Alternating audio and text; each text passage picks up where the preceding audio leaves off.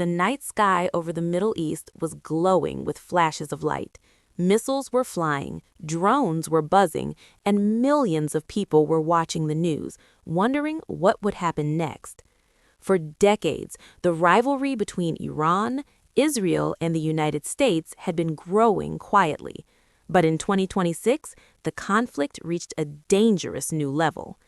Airstrikes, retaliation, cyber attacks, and global economic shock began to reshape the balance of power in the Middle East. And many analysts started asking a serious question. What if this war is not about who is stronger, but who is more prepared? The war that changed everything. The crisis escalated when the United States and Israel launched large-scale strikes on Iranian military and nuclear facilities across the country. Their goal was simple: destroy Iran's military capabilities and stop its nuclear ambitions. For a moment, it seemed like a decisive move, but Iran had been preparing for this moment for years. Instead of collapsing, Iran launched retaliatory missile and drone attacks against American bases across the Middle East. The war had officially begun. Iran's hidden strategy. Iran knew something very important. It could not defeat the United States in a traditional military war. The American military budget alone is larger than the military budgets of many countries combined. So, Iran designed a different strategy, a strategy called asymmetric warfare. Instead of fighting directly, Iran focused on three key ideas: missile and drone warfare, regional proxy alliances, and economic pressure on the global system.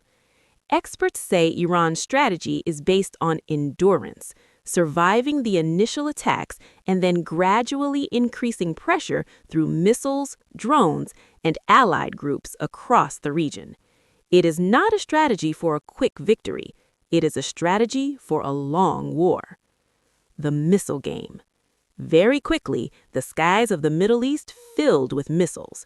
Iran launched hundreds of strikes across the region. Israel and the United States responded with advanced missile defense systems.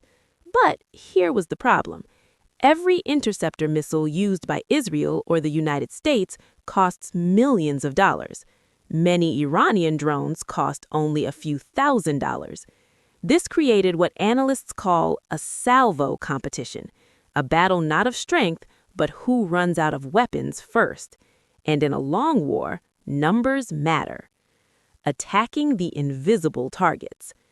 Iran also began targeting something most people never think about: radar systems. Military analysts recently reported that Iranian drone attacks have damaged key radar installations used for missile defense across the Middle East. These systems are essential for detecting incoming missiles. Without them, even the most advanced defense systems struggle to work. Iran understood that destroying these invisible systems could weaken American and Israeli defenses. The economic battlefield.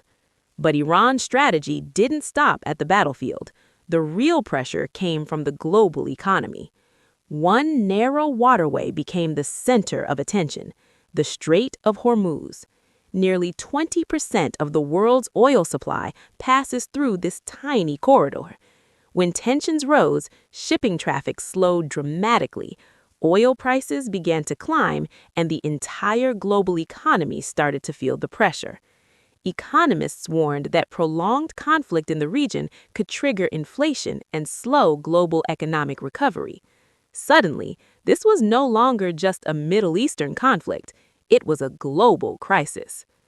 A war without front lines. Unlike traditional wars, this conflict had no clear battlefield. The war stretched across multiple countries: missiles from Iran, airstrikes from Israel, American bases under threat, cyber attacks disrupting infrastructure, and proxy forces across the region creating new fronts. The Middle East had become a giant chessboard. Every move could change the balance of power. The real question. So why do some analysts believe Iran might eventually outlast its powerful enemies? The answer is simple. Iran is not trying to win quickly. It is trying to make the war too expensive to continue. Too expensive militarily, too expensive economically, too expensive politically. And history has shown something interesting. Sometimes the strongest army does not win the longest war. Sometimes the side that can endure the longest wins. The uncertain future. Tonight, somewhere in the Middle East, radar screens are glowing. Military commanders are watching the skies. Oil tankers are waiting at sea, and world leaders are calculating their next move. The conflict between Iran, Israel, and the United States is far from over. But one thing is already clear. This war will not be decided in a single battle. It will be decided by strategy, patience, and endurance. And the world is watching.